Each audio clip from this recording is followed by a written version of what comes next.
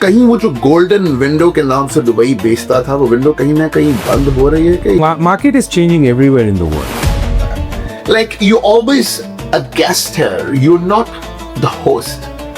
Like visa है आप हो, वीजा नहीं है tata good bye, no PR, no citizenship. Like how do you counter that?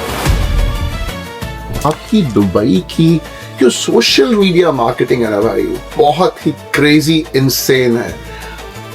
लैम्बोर्गिनीज देख लो, बुर्ज खलीफा देख लो, रूफटॉप डिनर्स देख लो, हर दूसरी रील पे हबीबी कम टू दुबई, हबीबी कम टू दुबई. तो ये जो एक रोजी पिक्चर दिखाते हैं, आप तो वहां रहते हो, इसमें सच कितना है? ये क्या एक दुबई अपने आप को एक फेक ब्रांड बना के बेच रहा है?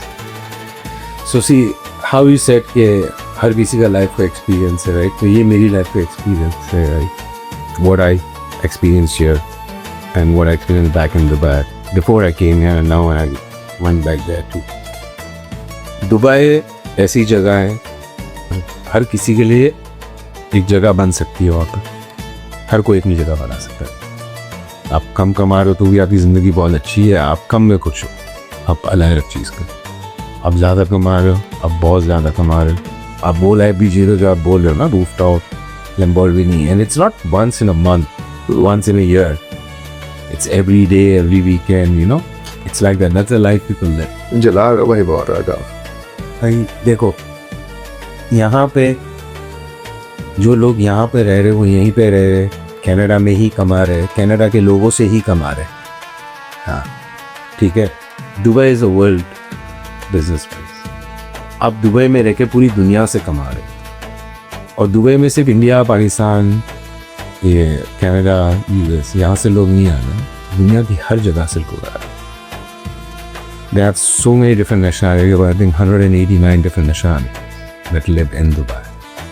But doesn't that make it more dependent on other countries? It doesn't. How is it dependent? Because it's not dependent. सबसे पहला रिसेशन कहाँ पे आया था? सबसे गंदा रिसेशन कहाँ आया था 2008 में? दुबई में आया था. US में क्या हुआ था? UK में क्या हुआ था? कनाडा में क्या हुआ था? आज तक चल रहा है. आज तक चल रहा है. दुबई में क्या हुआ? दुबई में रिसेशन आया, 2 साल के अंदर दुबई रिकवर हो गया. दुबई में कोविड आया, 1 साल में दुबई रिकवर हो गया. दुबई में अभी वॉर चल रही है, ऑलमोस्ट रिकवर हो गया, जब तक वॉर चल ही रही है. तो सो कॉल वॉर खत्म भी नहीं हुई है और दुबई ऑलरेडी रिकवर हो रहा है. You understand? Because again, it is not only for the people, it is also for business. और वो business hub भी है पूरी दुनिया का. As I said, it's a connection between East and the West, and it's not going anywhere. So, I mean, I can go on with Dubai, like, you know, like for how? Well, of course, you do it for a living right now, but honestly, ये तो आपको भी मानना पड़ेगा कि चीजें देखो Dubai में बदल तो रही है. अब थोड़े टैक्सेस भी आ गए हैं, कंपटीशन भी ब्रूटल हो रहा है. तो कहीं वो जो गोल्डन विंडो के नाम से दुबई बेचता था वो विंडो कहीं ना कहीं बंद हो रही है कि ये सिर्फ हम कनेडियंस अपनी जेलस को रोकने के लिए विशफुल थिंकिंग है हमारी? So the market is changing everywhere in the world, right? Every market in the world is changing. So nothing is as it used to be, you know. And real estate market is one thing that comes on a cycle. एक cycle आती है कि भाई market ऊपर जा रही है, demand है, सप्लाई कम है, फिर बढ़ती पे एक चढ़ाई में ऐसा आता है कि भाई डिमांड नहीं है, सप्लाई काफ़ी ज़्यादा हो गई है, फिर गिरना शुरू होती है. फिर एक स्टेडी, एक स्वीट पॉइंट मिल जाता है, यहाँ पर डिमांड सप्लाई मीट हो जाती है, फिर वहाँ से it starts going up again. अब Dubai has, as a geographically, the way it is located, you know, it is a trade hub, and you cannot change that. Like no other new country can just pop up today and say कि मैं इतना बड़ा port बना दूंगी कि मतलब पूरी दुनिया का ट्रेड जो है मेरी कंट्री से हो सकता है. It's a connection between the world. Yes. So for it to even fall is gonna take like 20-25 years. Dubai को बनने को भी उतना साल लगते हैं ना. दुबई को बनने को भी 20-25 साल लगते हैं.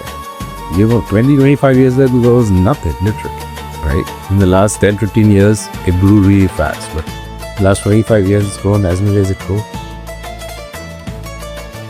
So, उसको गिरने के लिए भी बहुत टाइम लगेगा, और वो नहीं गिरने देंगे क्योंकि वो खुद इतने स्ट्रॉन्ग है, they are very strong economy, they are lots of assets, they are liquidity, they are वो इकोनॉमी। Okay, भाई, let's talk about emotions. Personally speaking, I could be wrong. मुझे ना दुबई हमेशा थोड़ा पराया सा फीलिंग देता है. Like you always a guest here. You're not the host. Like visa है आपको, वीजा नहीं है tata good bye. No PR, no citizenship. Like nothing on paper which says this is mine. How would you counter that? That is a very good question that is been on my mind for like years. Okay, and if you asked me this question 10 years back, कि मैं 10 साल पहले अगर लोग वहाँ जाते थे तो उनको ये फीलिंग आती थी, हाँ भाई मैं पराए देश में है, where locals there used to treat you differently, right? Because you are a workforce to them. You are not unequal. लेकिन अब जब नई जनरेशन जो आई है, right, locals he, they are very educated. They understand कि उनकी कंट्री जो है वो इमिग्रेंट्स के थ्रू चल रही है, राइट, और रेसिडेंट्स के थ्रू चल रही है.